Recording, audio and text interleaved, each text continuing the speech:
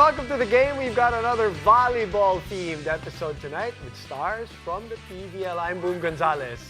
Simulan na natin ang kwentuhan with the newest faces to join the Choco Mucho Flying Titans, Mars Alba, Mean Mendres, Bia General, and Royce Tubino. Partner, they can't wait to talk. Kanina nga Kanina wait pa. lang ha. Ano yung sinasabi mo kanina, Mars? Hindi, wag na.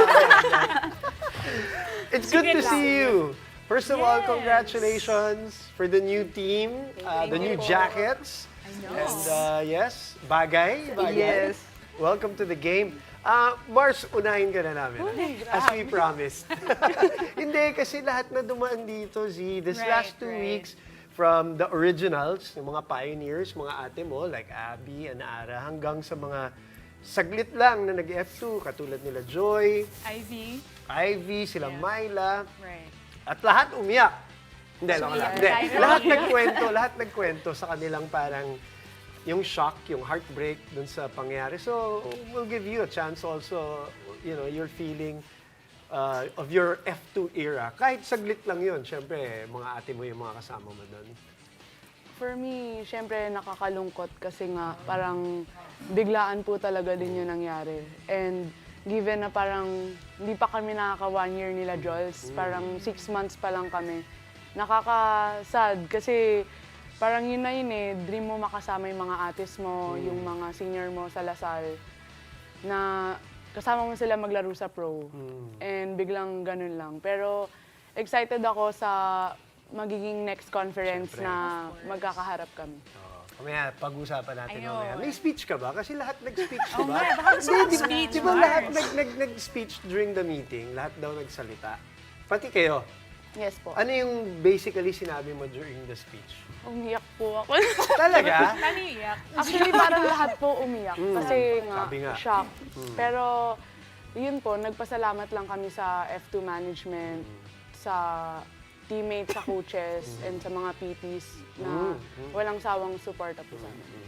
I mean, kahit sabihin natin 6 months lang yun, you've been with that system since your college career, and you know, how did it feel na although maghihiwalay kayo, magkikita-kita pa rin naman kayo on the court. Yun nga lang, iba-iba na yung kulay ng suot ng jersey. How did that make you feel? Were you already looking forward to that situation or scenario? Syempre po, looking forward kasi kailangan na rin mag-move on eh, kahit masakit. Tama. Ayun, parang, tumatawa. Hindi kasi kami seryoso kayo. Huwag kayo tumawa, iyak na eh. Ay, sorry. Wala, parang naglolokohan lang din po kami ng mga ates na, pag sa game tara yan, ganun. Parang walang kalimutan po talaga. Kasi nung last time din, nag-dinner nga po kami. Right. Nga daw. Yeah. Nila ates. Parang nakakamiss lang din talaga yung bonding namin. Kasi iba po yung kahit 6 months, parang Right. family po talaga yung feeling. Yun din yung narinig namin, Z, na parang common theme among the F2 players na Right. kahit yung mga 2 buwan lang nandun, parang they felt like a family. Well, as much as syempre sad kami na gano'n na nangyari, nandito ka pa rin sa PVL. And we will talk about that later on. Man, in a way, ganun din. Di ba? I mean, 2 taon ka rin sa PLDT. So what are your thoughts about leaving them and your memories sa PLDT? Una po parang hirap din kasi grabe din yung nabuong friendship sa PLDT. Lalo na super tagal ko po sila nakasama. Grabe yung friendship sa players and coaches and management also. Kaya parang naiyak din ako nung nagsasend ako. Nung nagbababay ako sa GC namin, nagsend ako picture, umiyak ako. Tapos bigla na nag-leave na ako. Kasi, di ba, nadaanan mo rin lahat sa PLDT, di ba? From the bench, naging starter ka, na-injure ka rin with them, di ba? So, that must be parang a full journey with them, ano? Kaya part of the lungkot. For sure, 2 years isn't a joke, but siguro ano yung, very emotional, I understand, but siguro ano yung isang bagay na, you know, na talagang may kirot sa puso mo leaving PLDT behind? Siguro yung mga close ko po talaga sa team, sila Ate Kat, Ate Jovi, Ate Lea, and Ate Fiola. As in, parang sa kanila ko sinabi agad na, Ate, ganyan. Pero parang late ko na din sinabi. So parang Pero parang nagpapaiwatig na din ako sa kanila na lipat po ako ate, ganyan. Wala, parang ano na kami, kasi magkikita-kita naman kami sa Siyempre. game.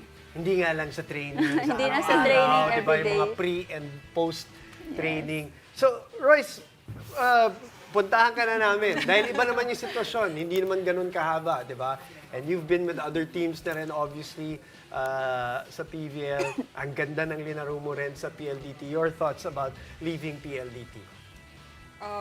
Yung ano lang po siguro, yung travel ko papuntang PLDT. Kasi from Army, tagig to sa Giraneta. Giraneta. Sobrang layo po talaga. Oo nga, Yung no? time travel po talaga na Oo nga. consider ko na yung lumipat din po talaga. Okay. And the way po na lumapit po sa akin yung mga coaches ng Choco din, kaya parang grab ko na po yung opportunity na itry ko naman. Yun.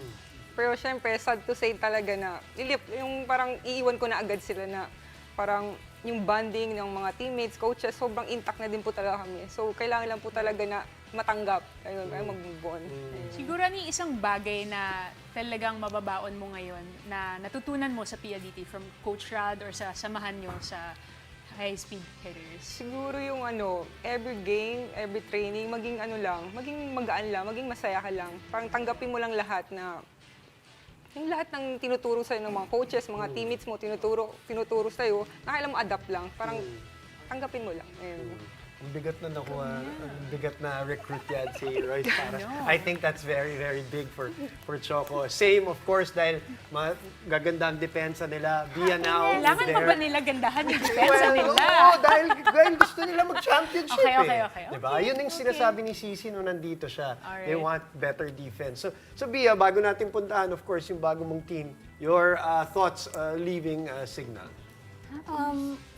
Ako sobrang hirap talaga po nung pag-decide ko nung paglipat. Kasi unang-una, sobrang ganda na nung nabuo naming family sa Signal.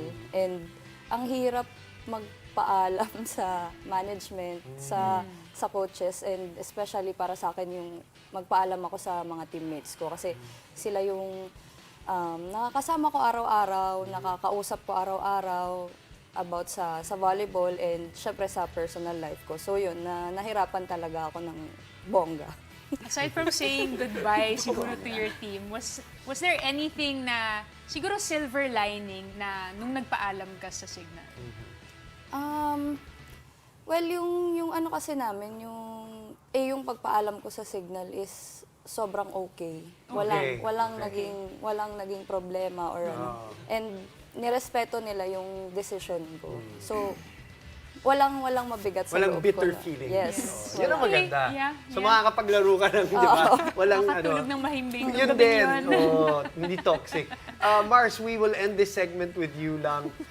Ngayon, makakalaban mo na katulad sila, si Kim, di ba? Sila Kaf, sila Abby. Pero ano yung parang natutunan mo sa kanila doon sa mga, lalo na yung mga seniors, mga biggest lessons from F2, especially from Kim? For me, marami talaga akong natutunan kay Ate Kim kasi nung pagdating ko ng F2, todo talaga guide siya sa akin. Hindi siya, parang halos everyday ng training, kino-correct niya ako, ganun. Parang, in a way, ang dami ko rin talagang natutunan kay ate sa mga settings, sa skills talaga. And sa kabuuan po ng F2, sa mga ates, natutunan ko po siguro yung paglaban talaga. Paglaban yung everyday na pangyayari. Parang everyday challenges. Basta po ilaban lang yung mga bagay-bagay kasi On and off the court. yes po. Yes, okay. Ganda nun. Alright, well, Sarap sundan sana, pero kailangan na natin mag-break eh. oo nga. Pero dito pa rin naman sila, di ba? Yes. How much do we love Pinoy sports? With all our heart, all the time. Download Pilipinas Live now.